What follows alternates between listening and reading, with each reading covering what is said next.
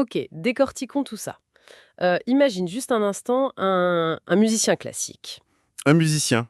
Genre avec un instrument et tout. Ouais, voilà, un violoniste par exemple. Et ce violoniste essaierait de jouer une symphonie, genre un truc super complexe, en plein milieu d'une salle d'arcade géante. Ah ouais, avec les bruits de flipper, les bornes d'arcade, les lumières fluo partout. L'enfer, quoi. C'est ça, l'enfer absolu. Le bruit ne vient pas de lui. Ce sont les notifications, les urgences de tous les côtés, bref, c'est l'environnement qu'il ne contrôle pas du tout. C'est une excellente métaphore pour le monde du travail aujourd'hui, franchement. N'est-ce pas? Parce que quand on y pense, on demande à ce pauvre violoniste de faire une performance parfaite, mais on le place dans un endroit conçu pour le distraire. Et l'ironie suprême là-dedans, c'est l'entreprise Slack. Slack, l'outil de communication que, plus de 10 millions de personnes utilisent tous les jours. Ouais, au moins. C'est l'application qui incarne littéralement le flux ininterrompu. La fameuse petite pastille, tu sais? Oh que oui, je la connais bien, cette pastille. Le son de notification qui te rend fou, qui surgit à toute heure du jour et de la nuit.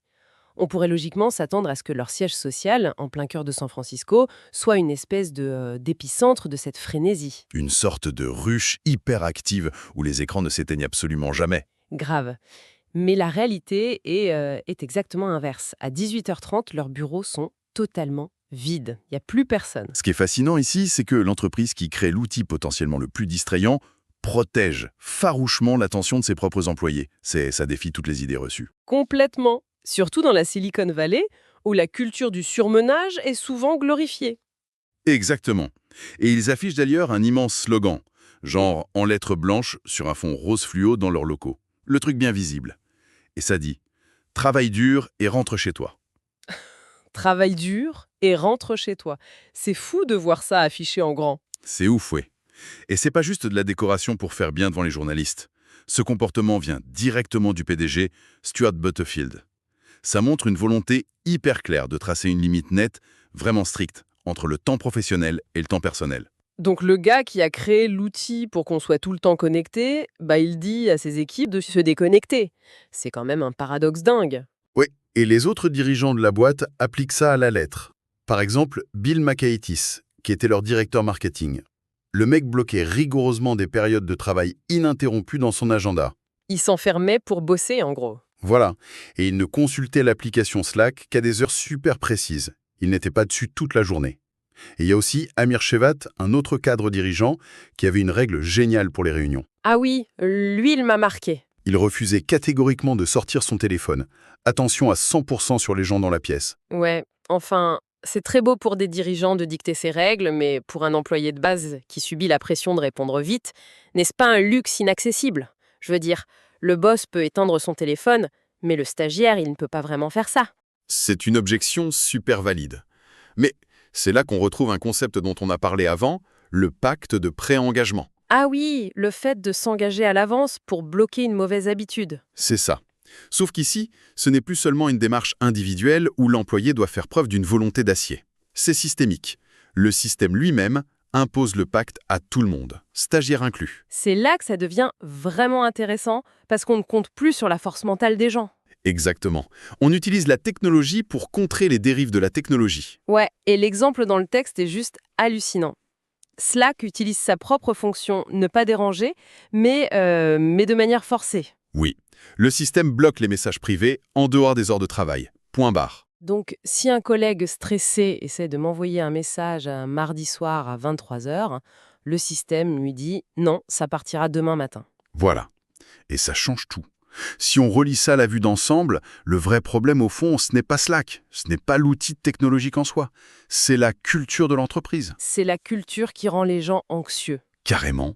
Si la culture génère du stress, un manque de clarté ou ce sentiment de perdre le contrôle, les employés vont utiliser la tech de manière complètement compulsive. C'est ce qu'on appelle les déclencheurs internes. C'est comme une fuite en fait. On se sent mal, du coup on check ses mails pour avoir l'impression de faire un truc utile. C'est le pseudo-travail par excellence. Ça donne une petite décharge de dopamine, on a l'illusion d'avancer. Mais on fuit juste le vrai travail complexe ou le mal-être qu'on ressent. Mais alors comment on résout ça ? Parce que bloquer les serveurs à 18h, c'est bien, mais ça n'enlève pas le stress à l'intérieur de l'entreprise pendant la journée. La véritable solution, c'est la sécurité psychologique. Oula, le gros mot des ressources humaines. Ah ah, ouais, ça sonne très RH, c'est vrai. Mais concrètement, ça veut dire que l'entreprise doit offrir des espaces sécurisés où on peut exprimer ses inquiétudes sans se faire sanctionner. Des forums ouverts, ce genre de choses. Exactement. Chez Slack, ils organisent des réunions régulières exprès pour ça. Un employé peut dire publiquement ce processus me stresse énormément, ça fragmente mon attention. Et le manager ne va pas lui répondre apprends à t'organiser, mais plutôt ok, comment on répare ce processus? Tout à fait. Et c'est énorme comme différence. Ça empêche la frustration de se transformer en comportement de fuite, comme l'utilisation excessive du chat. Le problème est réglé à la racine, au lieu d'être masqué. Après, faut quand même nuancer. Le texte s'appuie sur le chercheur Jim Collins, et il rappelle sagement qu'aucune entreprise n'est parfaite. Ah oui, l'utopie n'existe pas. Voilà, même chez Slack, il y a des employés qui ont rapporté des difficultés avec certains managers locaux. L'idée ici n'est pas d'idéaliser une boîte en particulier. Bien sûr. L'important, c'est la direction vers laquelle on tend. C'est d'avoir les outils culturels pour réajuster le tir quand ça dérape. Alors qu'est-ce que tout cela signifie? Au final, la surutilisation technologique, c'est vraiment juste le symptôme d'une culture dysfonctionnelle.